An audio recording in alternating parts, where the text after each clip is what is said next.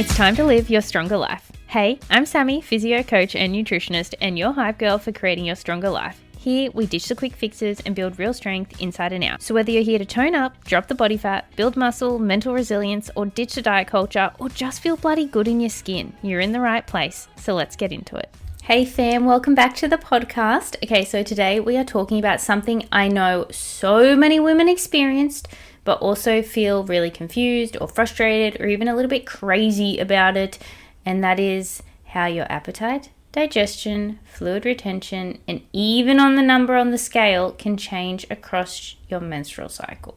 Because I know that this will send ladies in a tailspin thinking that their diet isn't working, they're putting on weight, they're losing weight, nothing's working, oh my god. And it's like, bro, your menstrual cycle, your hormone changes can really impact some of this stuff. So I want to really break this down for you. So we are going to focus on hunger, cravings, digestion, bowel movements, and weight fluctuations. And most importantly, helping you understand that all of this is perfectly normal. Now, before I kind of jump into it, let's do a quick cycle refresher. So your cycle could be 21 days, 28 days, or even up to 35 days. That's all perfectly normal. And there's the four main phases: menstrual, follicular, ovulation, and luteal. And everyone experiences these phases differently. Some people feel the hormonal waves strongly, others barely notice them at all, and there are no hard rules for how you should feel. But awareness is the goal, not prediction and not panic. And one thing I just want to rule out before we jump anything further into it is you do not need to change your training to match your cycle. Cycle syncing is the dumbest thing I've ever heard. If you notice that you feel really fatigued and lethargic, or your back is really sore, you're experiencing a lot of cramps, then yes, modify your training. That makes perfect sense. But just because you're in your luteal phase, or just because it's day one of your period, you are not allowed to train and you have to go do Pilates for a week and you're not allowed to lift weights. It's like, that isn't how it's fine. Some people don't get any, don't have any symptoms at all, and they don't even barely notice it. So they just train as normal. Yeah, you might feel a little bit stronger one week and a little bit weaker the next week, but that doesn't mean you don't have to stop doing anything. You do not have to do anything different. You can train perfectly the same all the way through. And then if you do feel like absolute dog shit, then maybe you can be a little bit more conservative, pull the weight back. Maybe it doesn't feel comfortable to do a hip thrust having the bar on your belly, so you might change that exercise to something that feels a little bit better. Maybe you feel a bit uncomfortable pushing really hard on a leg press, so you may change to a lunge. You can do little shifts like that, but it doesn't mean oh nope, it's that time of the month, I'm not allowed to do any weight training. It's dude, it's totally fine. It's just very unique and circumstantial, but we don't want to pre-plan and we don't want to predict and be like, this is happening, so I instantly have to do something different. And this is really important. Awareness, not fear.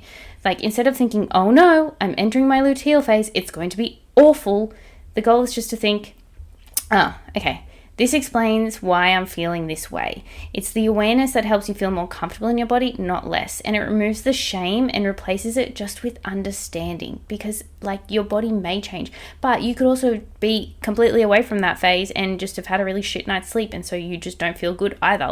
It's not necessarily you have to blame your hormones. It could be so many other factors as well. And if you constantly go, oh, this week's coming up, it's going to be so bad, my cravings are going to be terrible. If you actually predict it, you think it's going to happen way more than if you just kind of roll with the punches and have that awareness in your body as well. So another thing, yes, it is completely normal to see changes on the scale purely because of your menstrual cycle. The scale is not just measuring body fat. Please remember that. It also reflects your fluid, the food volume, bowel movements, salt, inflammation, hormonal shifts, and it also is literally measuring your organs, your bones, your blood, your hair, everything. All the scale measures is the impact of gravity on the scale. It is not measuring the little nitty-gritty details.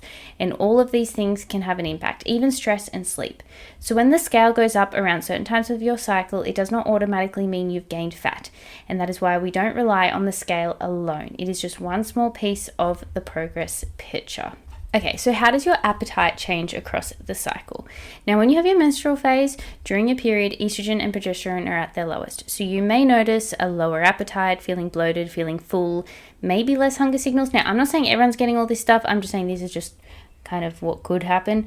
But at the same time, because serotonin can be a little bit lower, you might crave comfort foods, especially sweet or familiar foods.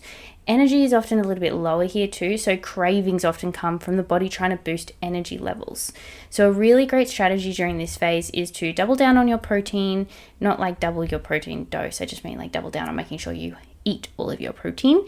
Increase iron-rich foods, and then sneak in some comfort foods without going all or nothing. Think chocolate-flavored protein yogurts, adding cacao powder into your oats, or having chocolate on top of your oats. Instead of feeling like you need to blow out an entire block, maybe you're going to have like Nutella overnight oats. Maybe as a snack, you're going to have a protein yogurt and you're going to crumble like a little chocky on top.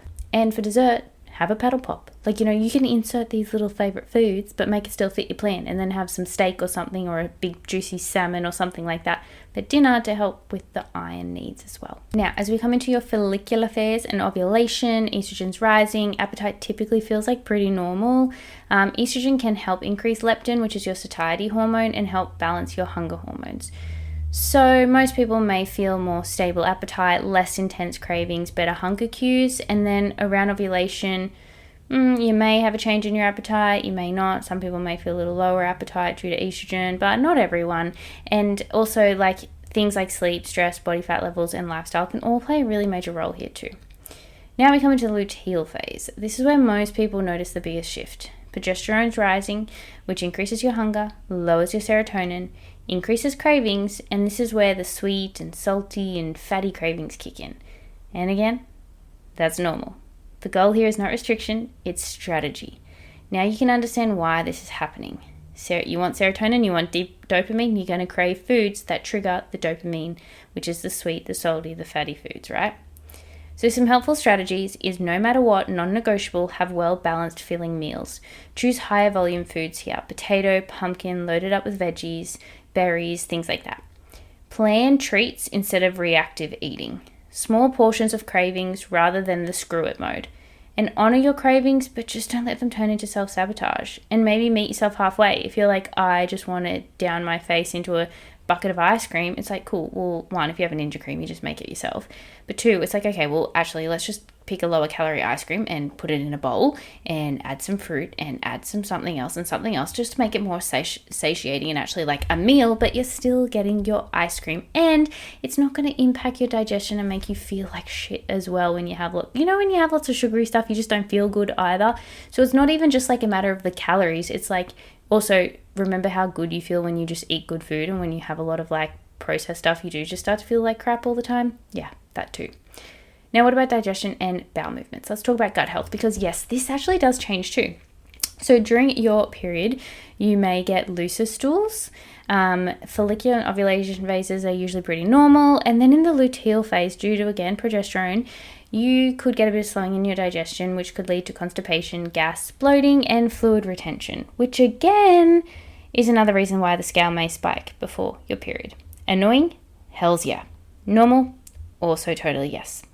What helps during these phases across the entire cycle is to stay well hydrated, consider electrolytes if needed, prioritize your fiber intake, but make sure you're matching water intake with that, keep moving regularly, and magnesium-rich foods or a supplementation can help as well. Just remember, fiber without enough water, like I've just alluded to, can actually make constipation worse, so make sure you have both.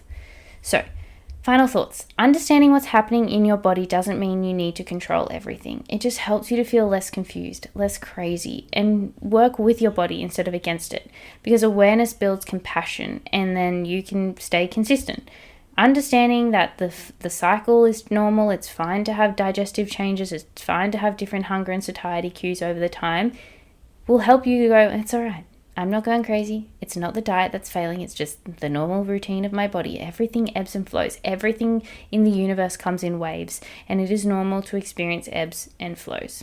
So I hope this breakdown, I tried to keep it simple, just helps you to navigate your cycle with a little more confidence and a little bit more ease. And I shall catch you all in the next one. Thanks so much for listening. If you found this episode valuable, please rate, review, and subscribe. And I'd love if you shared this on your Instagram and tag me Sammy_livestrong. And if you'd like to learn more about my coaching and join the Project Livestrong family, please message me Livestrong on Instagram and I'll see how I can help. I'll see you next time.